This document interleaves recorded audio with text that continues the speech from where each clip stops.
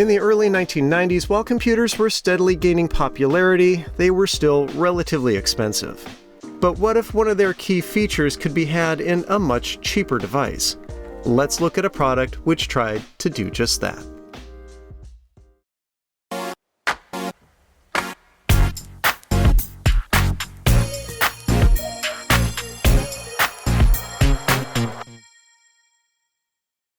Despite the expansion into multimedia, computers in the early 90s were still largely used for productivity purposes, things like spreadsheets and word processing. Even with discounts and subsidies, it was expensive for schools to outfit classrooms with computers, so students ended up having to take turns. If there was a way to get a limited computing experience at a much more affordable price, many more students would be able to spend time with technology. And that was the whole point behind this, the AlphaSmart. It launched in 1993, and if it looks kind of familiar, that's because it was tangentially related to Apple. AlphaSmart was founded in part by a pair of Apple engineers, Ketan Kothari and Joe Barris, and when they pitched the idea to their employer, they were told that Apple wasn't interested in developing it. But they were free to do so on their own time. So they did, producing a word processing device targeted squarely at the education market. AlphaSmart was highly portable, not much larger than a typical computer keyboard, and also ran off a pair of AA batteries, which lasted for dozens of hours. Cognizant of the fact it would be in the hands of children, AlphaSmart was designed to be durable, and sure enough, my own unit shows some battle scars amongst its asset tags. The big appeal of the AlphaSmart among educators was due to two factors. First, it was very simple to use. With only basic functionality like word processing and a calculator, it didn't take long for students to figure it out. The original model had 32 kilobytes of memory, roughly equivalent to 16 pages of text, and a reflective 4-line liquid crystal display. It was quick and easy to power on and start typing, and since it was so limited in what it could do, students wouldn't become distracted like they could on a full-fledged computer. But perhaps the most clever part of the AlphaSmart was how it could interface with a computer. Doing so let you export the text you had written, and it was incredibly simple, without even needing any special software.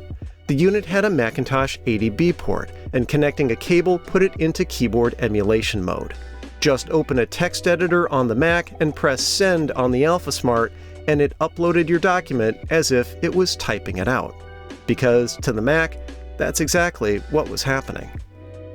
Despite its simplicity, there was actually a lot going on under the hood. While connected to a Mac, it could function as the computer's keyboard, and though it didn't have any persistent storage like a hard drive or flash memory, it had a backup battery to keep the contents of RAM alive while the unit was powered off. If you accidentally cleared a file on the AlphaSmart, it even had a data recovery process to bring it back, provided you didn't wait too long. The other big factor that caused interest in AlphaSmart was its price. At the time, the typical computer cost over $1,000 US, which limited how many would end up in classrooms, even among well-heeled schools. But AlphaSmart sold for just $200, offering solid value, and using them freed up what computers a school did have for students who weren't just typing up papers. AlphaSmart proved to be a hit. School administrators liked its affordability, and educators loved its simplicity and ease of use. While they certainly didn't become ubiquitous in American schools, sales were strong, and the company had a bright future. 1995 brought an update in the form of the AlphaSmart Pro. It visually looked almost identical, but added compatibility with PCs through a PS2 port on the side. The original model had only worked with Macs and the Apple IIgs.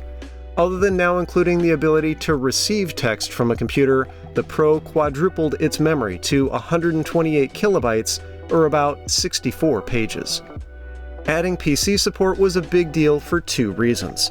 First, Apple's traditionally strong presence in North American schools had begun to weaken, meaning that computers running Windows were starting to show up in classrooms.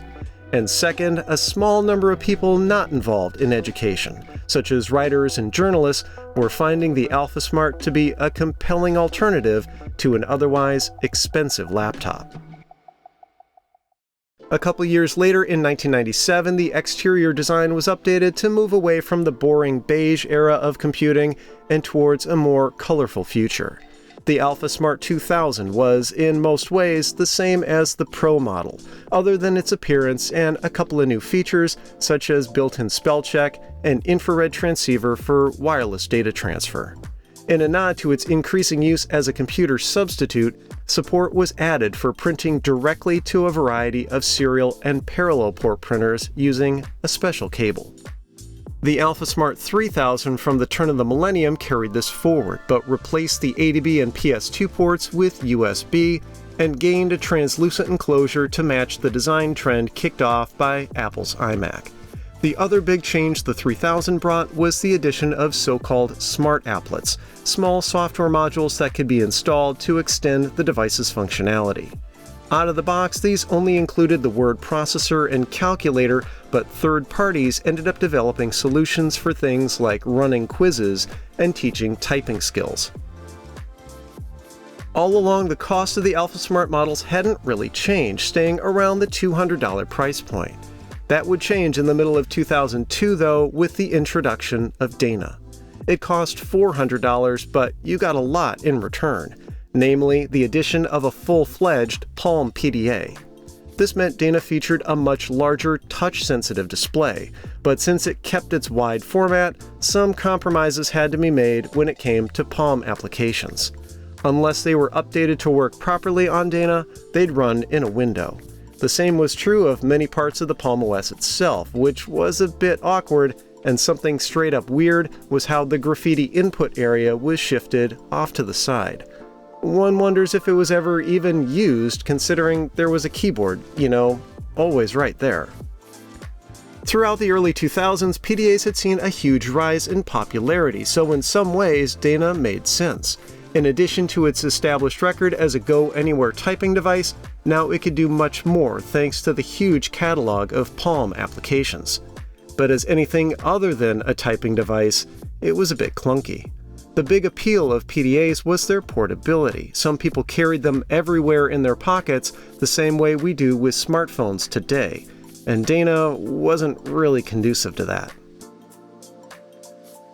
But it also wasn't the only option when it came to mobile text entry. A number of manufacturers offered folding keyboards that a normal PDA could dock into. A second revision of Dana added Wi-Fi and increased its amount of built-in memory, but it simply didn't have a corner on the market like its predecessors did. And what didn't help either was that AlphaSmart had been competing, in a small way, with Apple since 1997. That company's eMate 300 was based around its Newton PDA technology and was similarly focused on the education market. It never sold terribly well, and Palm was by far the predominant PDA platform at the time, but eMate was just one more thing that kept Dana from gaining much traction. So a return to form was in order. The AlphaSmart Neo from late 2004 abandoned trying to compete with PDAs and instead picked up the lineage of the 3000 model. Aside from more memory and a larger screen, it didn't dramatically change the original formula for what made AlphaSmart appealing. Around that same time, the company began trading publicly on the stock market, and in less than a year, was acquired by educational technology manufacturer Renaissance Learning. The last AlphaSmart model, the Neo 2, was launched in 2007. It wasn't appreciably different than its predecessor other than adding built-in quiz functionality. By then, computing had become dramatically cheaper, with some schools even issuing students their very own laptops. The use case for AlphaSmart was rapidly declining, and in September 2013, the product line was discontinued for good. AlphaSmart hasn't faded into obscurity, though. Because of the number sold over the years, they've commonly popped up on eBay for compelling prices and have garnered the attention of those looking for distraction-free writing experiences. They have a small but devoted following, and while their keyboards were good but not great, some have taken to improve the typing experience by modding their AlphaSmarts to include mechanical key switches. For those interested in something new with a few more features, there's even a company that produces modern devices that sometimes bear more than a passing resemblance to the original AlphaSmart models. In addition to mechanical keyboards, FreeRide's products include rechargeable batteries, backlit e-ink displays, and even Wi-Fi for automatic file synchronization with cloud services. With prices starting at $300 or so and quickly going up from there, FreeRide devices are geared towards serious riders. For everyone else, a used AlphaSmart or cheap obsolete laptop would make for a more affordable, though arguably less stylish, alternative. AlphaSmart is perhaps one of the best stories in retro tech. Born from a couple of engineers who thought they had a great idea, it created its own small but appreciative market. It tried to keep up as technology changed without straying too far from its original vision, and went quietly into the night when its time had come. Years later, a new generation, some of whom may have even used it when they were young, rediscovers it and gives it new relevance. While new AlphaSmarts probably won't be made again, with such a passionate community behind them, it's unlikely that they'll truly ever disappear. If you liked the video, I'd appreciate a thumbs up and be sure to subscribe. Please consider supporting my work over on Patreon, and as always, thanks for watching.